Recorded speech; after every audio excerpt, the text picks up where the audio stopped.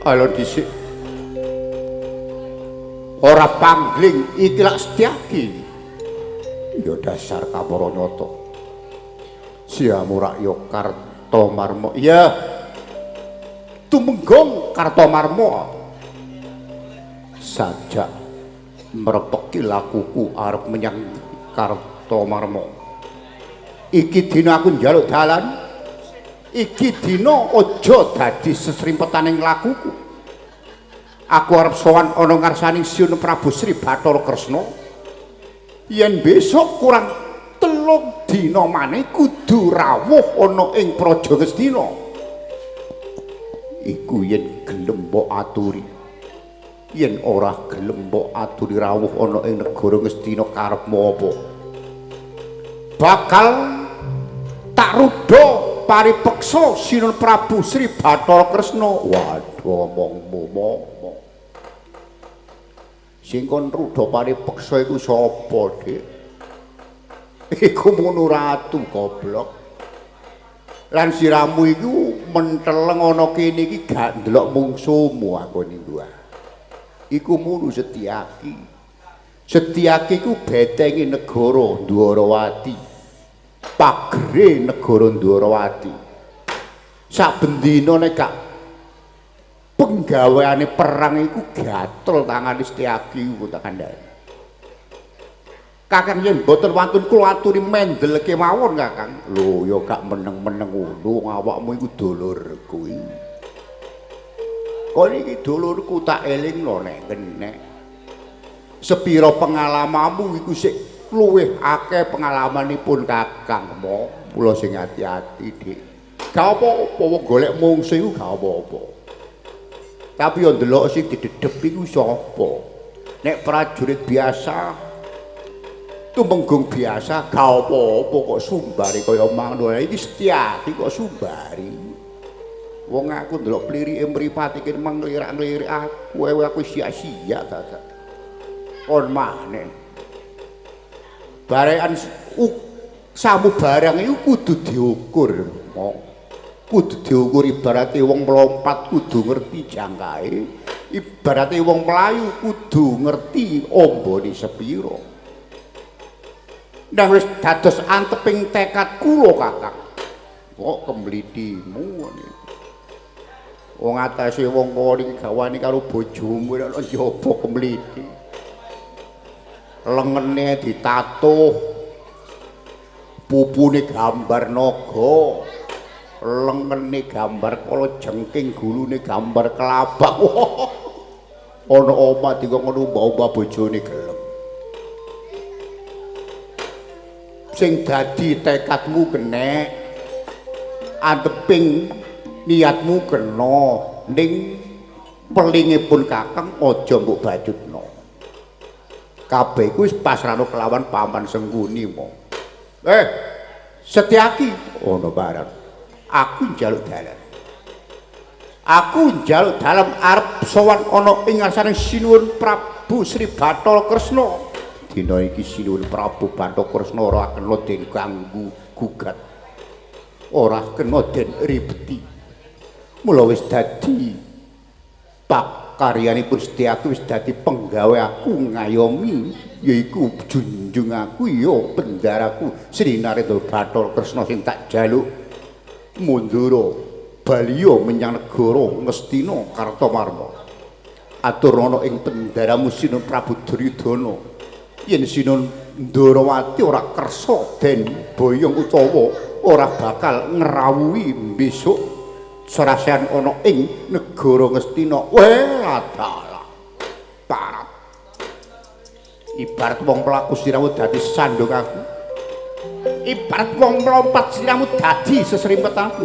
Setyaki.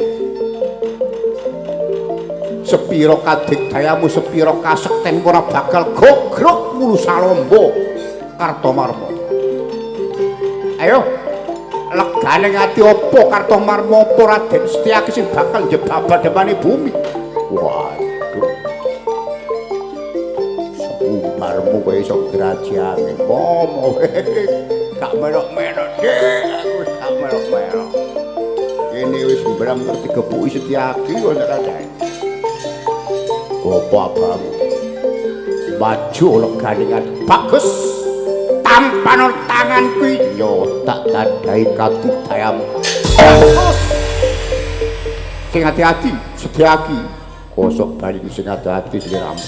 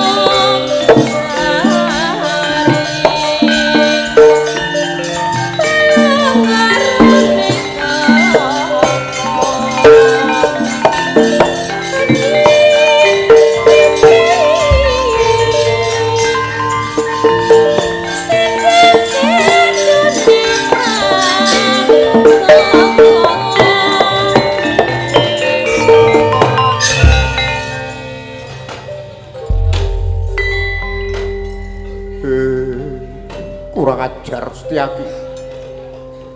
Ora biyen ora saiki anggonmu tumandang gawe kedadak menyatani parat.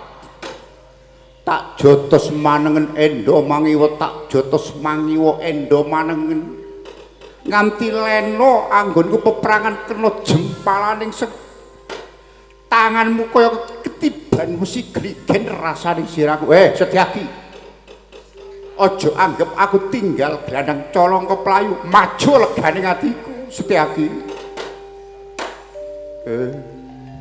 Ayo iku sing kok jaluk.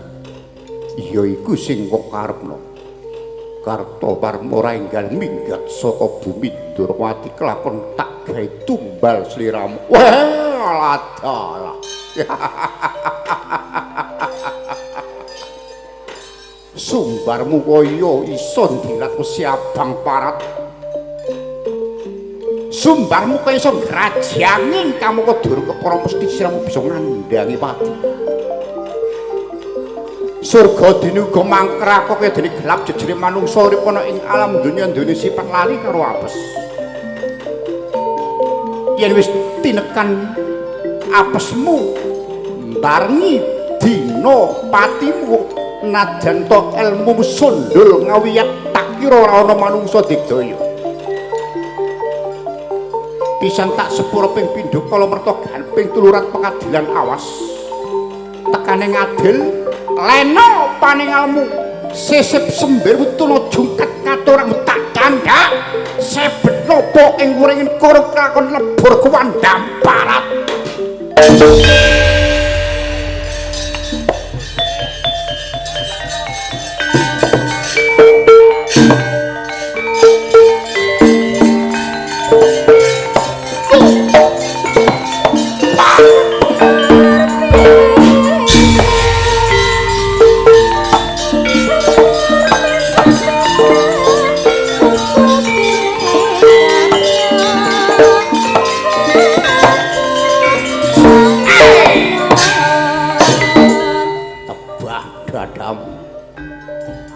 Orang merapat siram sembah lama parah.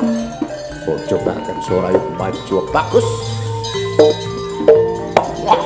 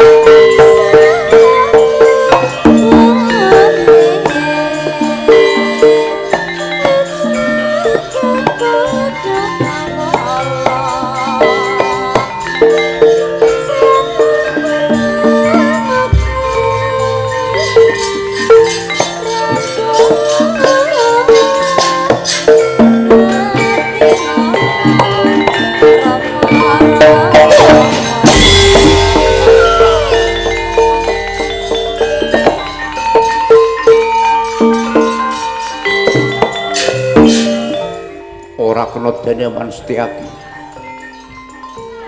Ora kena den Eman Parat. Aja mbok anggap Kurawa tinggal glandang colong keprayu tanding karo sliramu. Oh, dudu watak wong Kestina. Kadang-kadang Kurawa dina iki Setyaki ora kena den Eman maju bareng kroyok kroyok ayo mati sliramu Pak.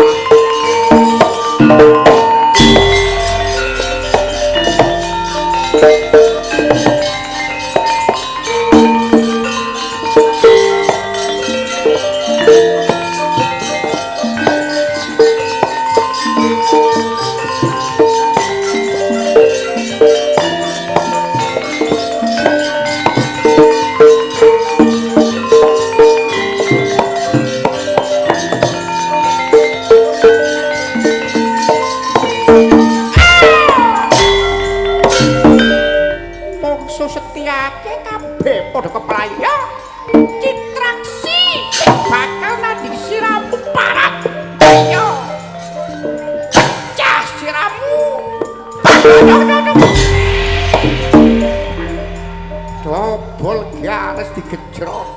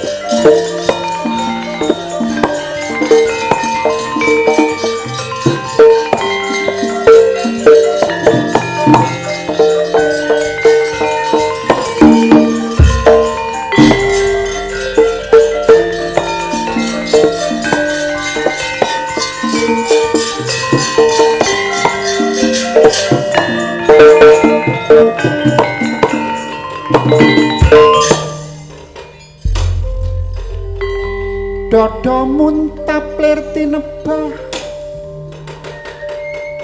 cocobang mawingo-wingo mripat kocak ngono mondar-mandir hidupnya wis mangala cakra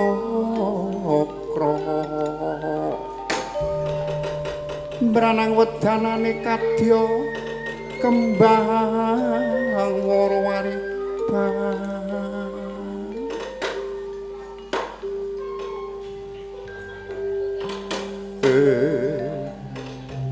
Weladalah mula bener kondang kalukane Setyaki yen prajurit pengpengan mula pantes dipercaya dening Sunun Prabu Sri Nalendra Bathara Kresna minangka dadi senopati negara.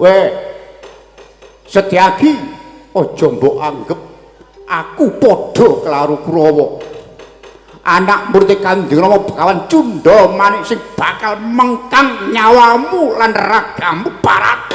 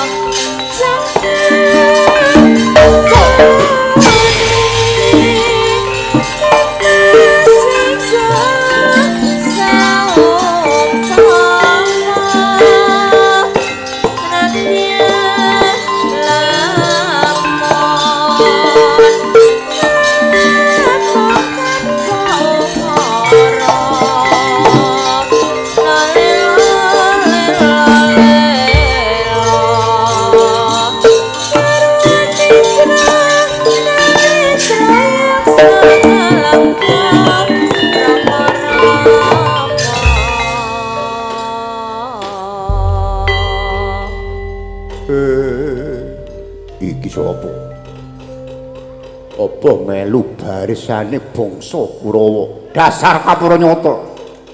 Yen siramu tambuh kelawan aku, anak murid Kanjeng Rama Cundala Manik, Putut Bramangkara sing dadi aran Putut Bramangkara. Dasar Kapuranyata arep ngaturi Sinuhun Prabu Sri Bathara Kresna kon rawuh ana ing negara Ngastina. Iya, pancen bener ora luput apa sing dadi ucapku Setyaki. Gelem Sinuhun Prabu Sri Nandara Bathara Kresna aku sing ora bakal ngideni elu. Dasarmu apa? Awit Kurawa ana pikiran kang kurang becik, ana penggale kang kurang becik nganti ngumpulna Pandhawa ana ing negara Ngastina. Mula saka iku aku ora trima yen siramu kepingin sowan ana ngarsaning Sinuhun Prabu Sri Nalendra Bathara Kresna langkaungna bangkine Setyaki. Ladalah parat suwe mijet kowe ranti anggonku ke patimu Setyaki. Aja kakan umus butekno Putut Bramangkara.